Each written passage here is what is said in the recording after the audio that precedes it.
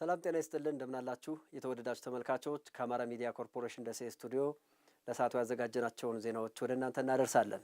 ከዜናዎቹ ጋር ደጀናምባቸው አብሬያችሁ ቆያለሁ። ማህበረሰቡ እየተወሰደ ያለውን የህግ ማስከበር ተግባርና የሰላም ጥሪውን በማጠናከር የድርሻውን እንዲወጣ ተጠየቀ። የአማራ ክልል ከፍተኛ የሥራ ኃላፊዎች በደቡብ ወሎ ዞን ከሐይቅ ከተማና ከተውለደሬ ወረዳ ነዋሪዎች ጋር በወቅታዊ ጉዳዮች ዙሪያ ውይይት አካሂደዋል። ተመስገን አሰፋ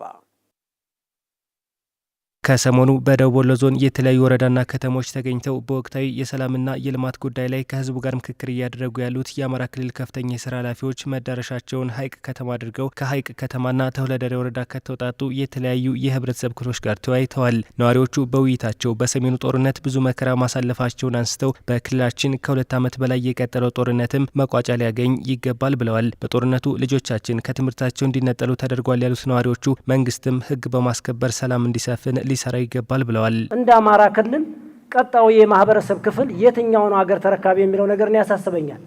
ምክንያቱም በርካታ ህፃናቶች ከትምህርት ቤት ተፈናቅለዋል፣ ትምህርት ቤቶች ተዘግተዋል፣ መሰረተ ልማት ወድመዋል። የእያንዳንዳችን እጅ ገብቶበት ወደ ሰላም የምንመጣበት ትውልድ የሚቀጥልበት ትውልድ የሚነቃቃበት ሀገር የምትለማበትን መንገድ መያዝ አለብን የሚል ነው። ካልሆነ ግን የለማውን እያወደም የለመለመውን እያጠፋን የሚለማ ሀገር ስለሌለ ማለት ነው። ስለዚህ ስለ ሰላም መስበክ ካለብን ከህፃናት ጀምሮ ነው። አንድ ነገር እኮ አንዲት ጥይት ተባርቃ እንኳን ተኩስ ስንሰማ አይደለም እኛ የልጅ ልጆቻችን እንዴት እንደሚሸማቀቁ አላህ ነው የሚያውቀው። ምክንያቱም የሚያሳልፍነው ነገር ስለሆነ ነው። ስለዚህ ሰላማችን መጥቶ ሰላም ደግሞ አላመጣም ካልኩኝ በእኔ ላይ መንግስት ህግ ማስከበር አለበት። ጦርነት እኛ አንፈልግም። አሁንም እንደ ቀበሌያችን ጦርነት አያስፈልግም። በውይይት በድርድር መፈታት የሚችል ነው።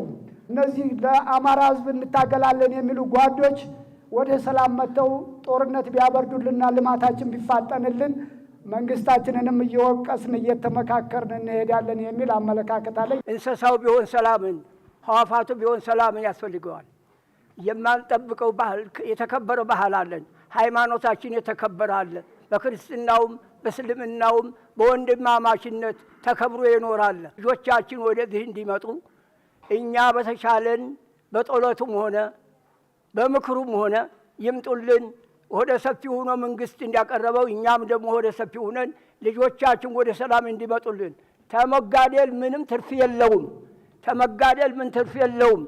ሰው ቢኖርም ሰላም ነው፣ ቢሞትም በሰላም ነው የሚቀበረው። የደቡብ ወሎ ዞን ዋና አስተዳዳሪ አቶ አሊ መኮንን በጫካ ያሉ ኃይሎች ከአማራ ህዝብ ታሪካዊ ጠላት ጋር ተባብረው በማህበረሰባችን ላይ ግፍ እየፈጸሙ በመሆኑ ህዝቡ ከመንግስት ጎን በመሆን ለሰላም እንዲሰራ ጠይቀዋል። ተላላኪ ስለሆኑ አለቆቻቸውን ለማስደሰት አለቆቻቸው የሚሰጧቸው ነገር እንዳይቋረጥ ለማድረግ አማራ ህዝብ ላይ አለ የተባለ ምናልባት በሰው ልጅ ይፈጸማል ያልተባለ ግፍ ሁሉ አማራ ህዝብ ላይ የሚፈጽሙ ሰዎች ናቸው። ህግም እንድናስከብር ከተፈለገ ህዝባችን ጨከን ማለት አለበት፣ ኮስተር ማለት አለበት፣ መቁረጥ መቻል አለበት።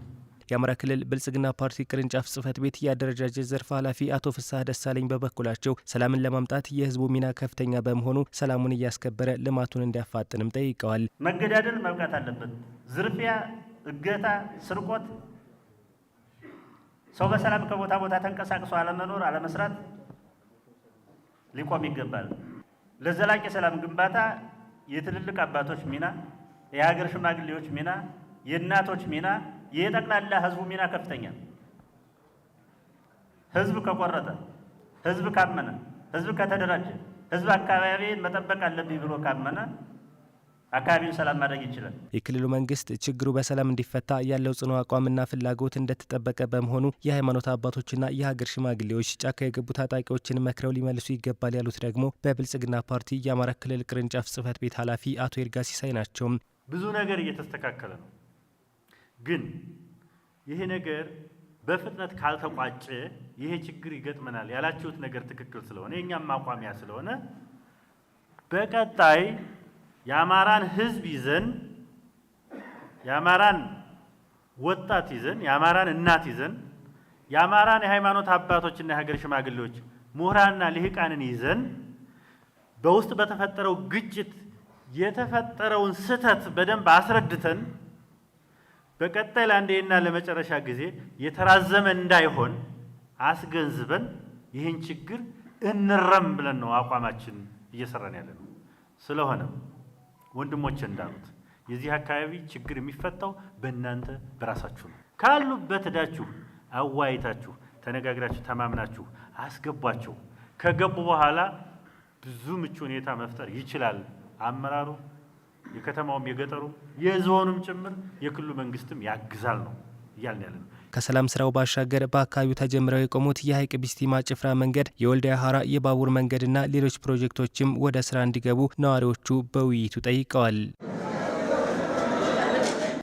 የጤና መድህን አገልግሎት ጥራትና ተደራሽነትን ለማሻሻል እየሰራው ነው ብሏል የአማራ ክልል ጤና ቢሮ። ቢሮው በኦሮሞ ብሔረሰብ አስተዳደር የ2018 በጀት ዓመት የጤና መድህን አገልግሎት አሰጣጥ ቅድመ ዝግጅት ገምግሟል። ኢማም ኢብራሂም የኦሮሞ ብሔረሰብ አስተዳደር ጤና መምሪያ የ2017 የማህበረሰብ አቀፍ ጤና መድህን አፈጻጸምና የ2018 በጀት ዓመት የቅድመ ዝግጅት ስራዎችን የሚገመግም መድረክ በከሚሴ ከተማ አካሂዷል። በመድረኩ የተሳተፉ የወረዳ ጤና ጽሕፈት ቤት ኃላፊዎች በ2017 በጀት ዓመት አዲስ የጤና መድህን አባላትን ለማፍራት በተሰራው ስራ ከፍተኛ ውጤት መመዝገቡን ገልጸዋል። በተያዘው በጀት ዓመትም የጤና መድህን ተደራሽነትን ለማስፋት እየተሰራ መሆኑን ገልጸዋል። በ2017 በጀት ዓመት እንደ ባቲ ከተማ አስተዳደር ከ7000 በላይ አባላትን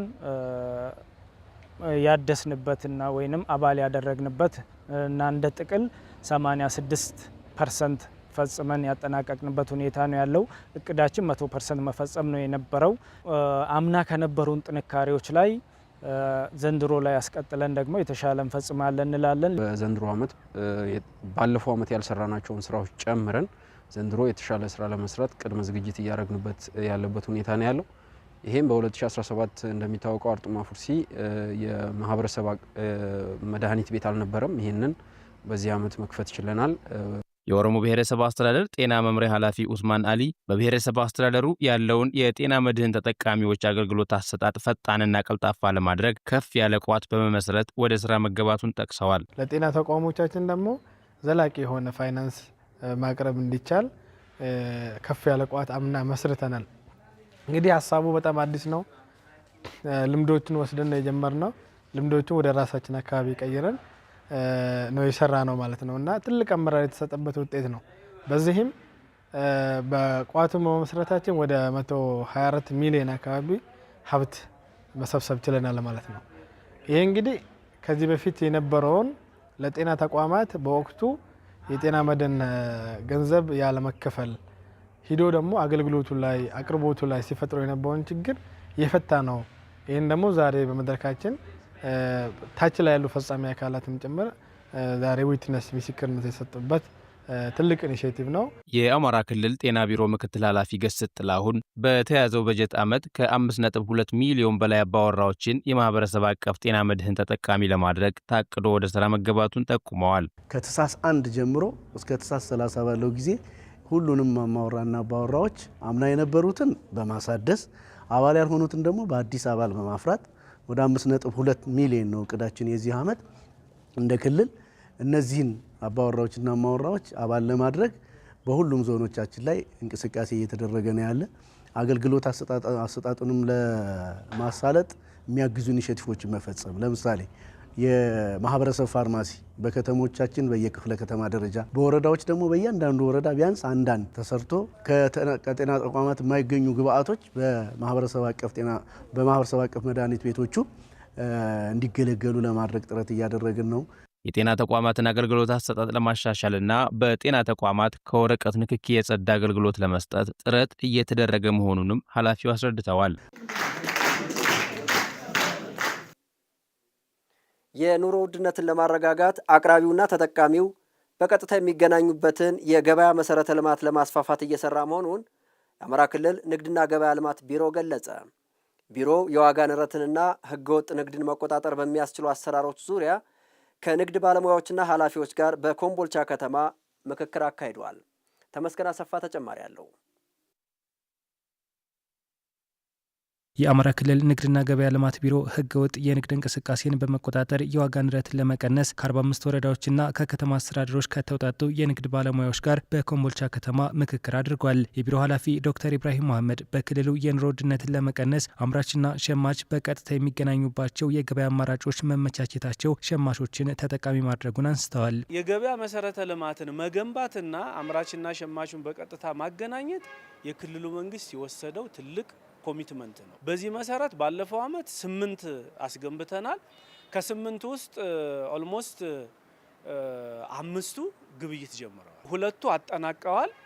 አሁን አቅራቢ እያስገቡ ናቸው። የዋጋ ጭማሪ እንዲፈጠር ምክንያት የሆኑ አሰራሮችን ለማስተካከል እየተሰራ እንደሆነ የገለጹት ኃላፊው የኬላላይ ቀረጥ ሙሉ በሙሉ እንዲነሳ አቅጣጫ መሰጠቱንም አመላክተዋል። በየአካባቢው የተለያየ የገቢ አይነት እሰበስባለሁ ብሎ የሚያስብ የአካባቢ አመራር የፈጠረው ችግር ነው። ይሄ ትክክል አይደለም። በህግም ያስጠይቃል። በሸማቹም ላይ ተጽዕኖ እየፈጠረ ነው። አላስፈላጊ ህገወጥ ተጠቃሚነትም እየተስተዋለበት ነው በተወሰነ ደረጃ።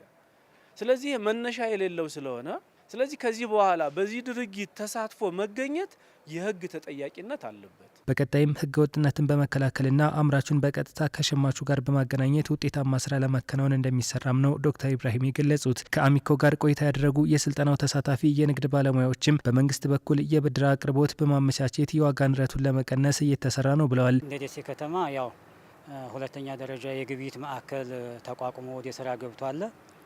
ከመስከረም 20 ጀምሮ ማለት ነው። በጣም ከፍተኛ ምርት እየቀረበ ነው ያለው። ግብርና አንደኛ ደረጃ ይዛል። ግብርና በብዛት ነው የገባልን። በሁለተኛ ደረጃ ደግሞ የኢንዱስትሪ ምርት፣ ከዛ በሶስተኛ ደረጃ አትክልትና ፍራፍሬ፣ አራተኛው ደግሞ የእንስሳት ተዋጽኦ ነው። በአጠቃላይ ግን እስካሁን ባለው እንቅስቃሴ ወደ 30 አምራች ወይም የአምራች ተወካይ ወደ አምራችነት የቀረቡና ምስጉን ጅምላ ነጋዴዎች ወደ ስራ ገብተው ከፍተኛ ምርት እንቅስቃሴ እየተደረገ ነው ያለው። አንደኛ የገበያ ማዕከሉም ለተጠቃሚው ምቹ ነው። ገበያው መደበኛ ገበያው ላይ ስለሆነ ከገበያው ጎን ስለሆነ ለህብረተሰቡም አጠቃላይ ለትራንስፖርትም፣ ለሸማቹም፣ ለነጋዴውም ምቹ ቦታ ላይ በሰፊ እንቅስቃሴ እየተደረገ ያለበት ሁኔታ ነው ያለው።